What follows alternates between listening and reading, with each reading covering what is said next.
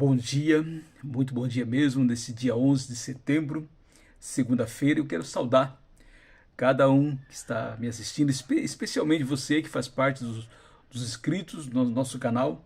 Quero saudar os 434 inscritos e lançar o mesmo desafio que eu fiz há 2 semanas.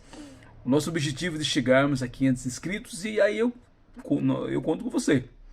Compartilhar, dar o seu like, assim, compartilhar nas redes sociais. Esses vídeos que têm como objetivo compartilhar a palavra de Deus.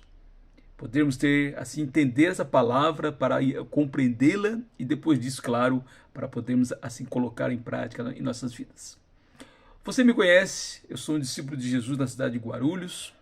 Na cidade de Guarulhos nós temos 3 congregações da Igreja do Senhor, no centro de Guarulhos, nós temos no Jardim Presidente Dutra e temos também no Pimentas.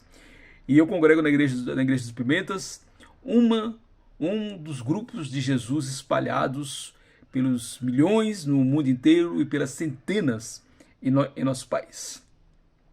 Há algum tempo atrás, eu fui convidado para escrever um artigo falando sobre as marcas da Igreja de Jesus, marcas da Igreja cristã. Quais são as marcas? Assim, importante, afinal de contas, Jesus disse lá em Mateus, capítulo 16, versículo 18, que ele iria estabelecer a igreja dele, a igreja de Jesus, a igreja de Cristo. Mas Jesus, quando ele falou da ideia de estabelecer a igreja, ele tinha na cabeça dele uma igreja. E essa igreja nós encontramos em grande parte as características dela nas páginas do Novo Testamento. Mas quais são essas características? Quais são essas marcas? Eu escolhi naquela época, quando escrevi sobre esse assunto, amor e santidade.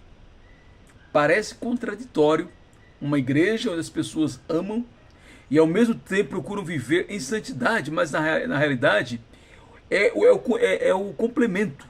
Essas duas características, elas complementam uma a outra, e sem esse complemento, a igreja pode não ser a igreja que Jesus tinha em mente quando disse a fundaria, e de fato ela foi fundada no dia de Pentecostes, lá em Atos capítulo 2, e agora ela está presente no mundo inteiro. Lá em João, capítulo 13, 34 e 35, tem um texto importante.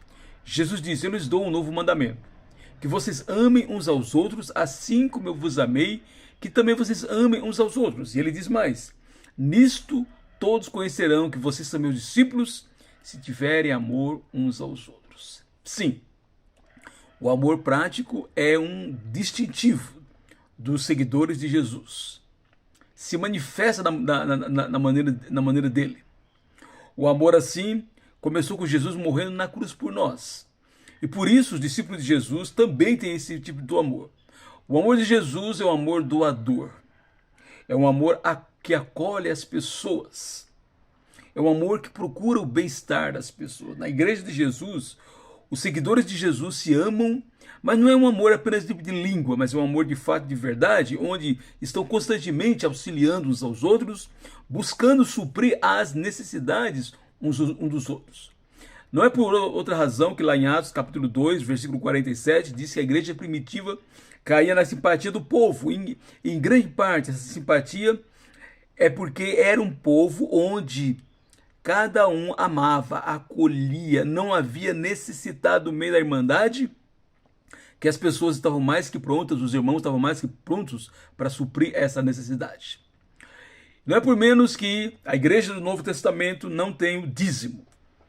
Isso era uma ordenança do Velho Testamento. No Novo Testamento, a igreja tem a coleta, a oferta dominical, que não é baseada em um valor fixo, mas na verdade o tamanho da nossa oferta, em grande parte, é o tamanho da nossa gratidão, o tamanho do nosso amor para com Jesus e para com a igreja, e também o tamanho da nossa possibilidade, conforme 2 Coríntios capítulo 8, versículo 4. Você sabe que na pandemia, entre 2020 e 2022, na igreja onde eu congrego, em Pimentas, nós procuramos monitorar cada irmão para ver quais eram as necessidades básicas de um eventual desemprego, de uma eventual redução de salário, e quando nós víamos pessoas, assim, irmãos necessitados, o nosso papel sempre foi, como igreja do Senhor, auxiliar, pagar uma conta, dar uma ajuda, às vezes comprar alimento, Então, não é por menos que uma das frases que eu costumo dizer às 9 horas do nosso culto dominical, eu costumo dizer: se você ainda não tomou café hoje porque você acordou tarde, é problema seu. Agora, se você não tomou o seu café da manhã porque você não tem condições, é um problema meu, é um problema nosso, é um problema da igreja de Jesus. A igreja em Éfeso, lá em Apocalipse capítulo 2, versículo 4, ela foi criticada exatamente porque abandonou o primeiro amor. Era uma igreja que tinha muita doutrina, que tinha muito esse apego ao ensino, porém não amava. E esse amor que a igreja tem, que o povo de Deus tem, é dirigido primeiro a Deus, a seu Filho Jesus, mas esse amor, ele se manifesta de maneira assim, prática na vida dos irmãos, de cada um dos discípulos de Jesus, conforme Romanos 8, 29 e 30, a igreja de Cristo é um grupo de pessoas cujo irmão mais velho já demonstrou um amor total ao morrer na cruz por cada um, e nós, como irmãos mais novos de Jesus, nós também buscamos, de maneira assim, prática, amar, suprir as necessidades físicas, emocionais, espirituais, assim, um ouvido atento, uma palavra, uma visita, um receber em casa, um tempo assim, compartilhando a vida, as alegrias, mas também as dificuldades. Na igreja de Jesus nós temos que, assim, ter sempre alguém a que a gente pode recorrer quando precisa de nós, e devemos estar também prontos para auxiliar quando alguém assim precisa assim de nós. Portanto, uma das características do amor da igreja bíblica, da igreja que tinha na mente de Jesus, era o amor. Mas era um amor que vinha junto com a santidade. Escrevendo aos Efésios, Jesus, o apóstolo Paulo, na verdade, ele fala sobre o amor. Quando ele fala sobre a questão do casamento, ele diz lá em Efésios 5, 25 a 27, maridos, que cada um de vocês ame a sua esposa, como também Cristo amou a igreja e se entregou por ela, para que a santificasse, tendo-a purificado por meio da lavagem de água pela palavra, ou seja, no momento do que fomos imersos, fomos batizados, para apresentar a si mesmo como igreja gloriosa, sem mancha nem mácula, nem coisa semelhante, porém santa e sem defeito. O livro de Hebreus, lá em Hebreus 12, 14, diz que sem a santificação ninguém verá Deus. E dessa forma, o amor verdadeiro a Deus leva os irmãos a buscar uma vida santa, separado do mundo, dedicado completamente a Deus, purificado, onde cada pessoa vai viver, como a própria palavra santo significa, assim, separado do mundo sem Deus, buscando cada vez mais lutar contra o pecado. Por amar tanto a Jesus, uma vez convertidos, nós travamos individualmente uma luta de vida ou morte contra o pecado, negando a nós mesmos e esmurrando o nosso corpo para não servirmos, para que os nossos membros, o apóstolo Paulo diz, essas mãos sempre foram mãos que procuraram fazer assim o bem, lá em Atos capítulo 20, mas as mãos dos que não são de Jesus são mãos de sangue. Os pés dos que são de Jesus são pés que andam, pés formosos que caminham para amar, para auxiliar, para pregar o evangelho.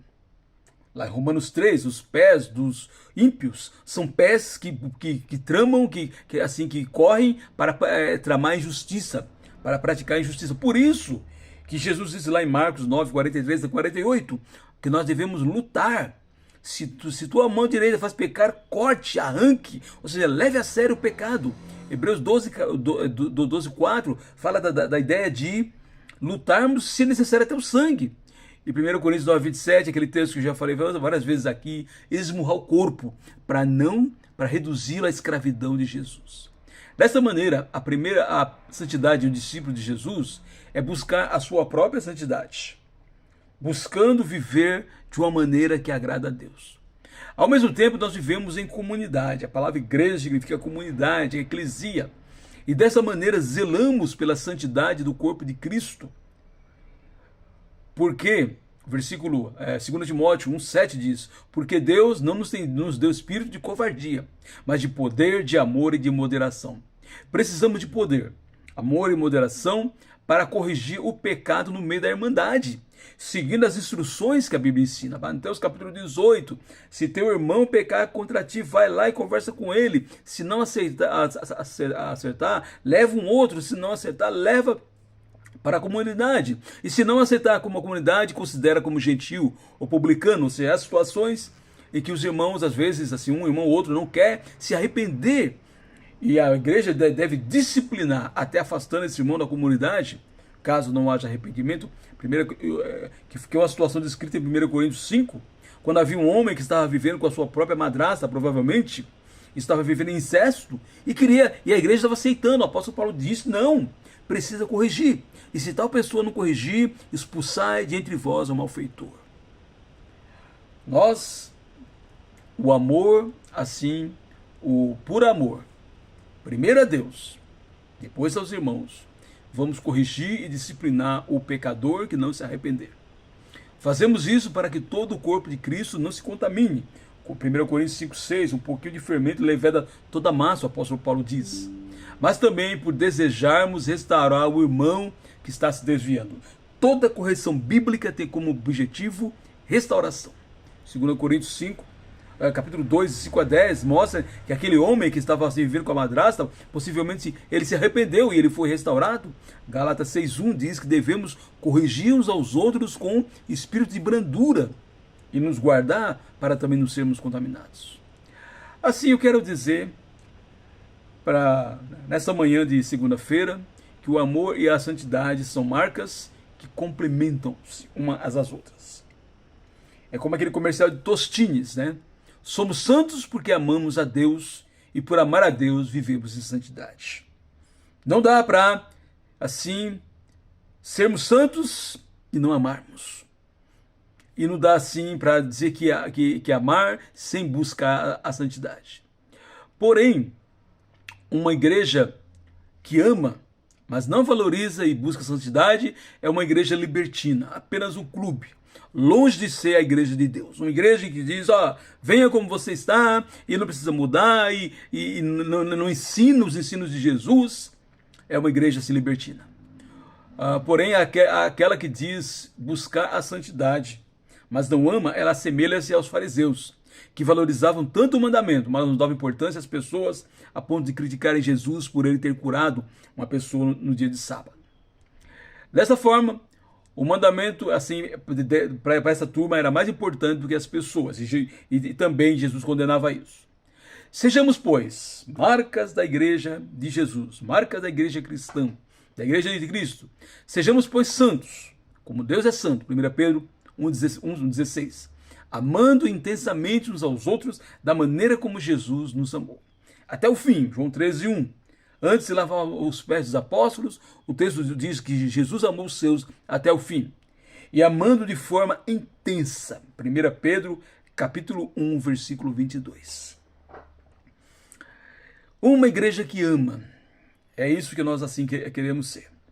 E por esse motivo, a igreja, esse mês, estamos oferecendo um curso, Como Ser Salvo. Exatamente, vamos mostrar como que Jesus nos busca por amor, para sermos salvos, mas ao sermos salvos, ele deseja nos transformar e nos tornar cada vez mais santos, um processo de santificação. Se você quer fazer parte desse curso, vai começar agora na sexta-feira, lá na Escola da Bíblia, aqui no Pimentas, na rua Porto Alegre 52. Também te convido a conhecer os outros vídeos que estão nesse canal. Assista, leia, compartilhe, assim, e que possamos, assim, através deles, aproveitar para vivermos de uma maneira como Deus quer, sendo a igreja que ama, mas a igreja santificada, assim, separada por Deus, que vive todos os dias em processo de santificação. Que Deus nos abençoe nessa segunda-feira.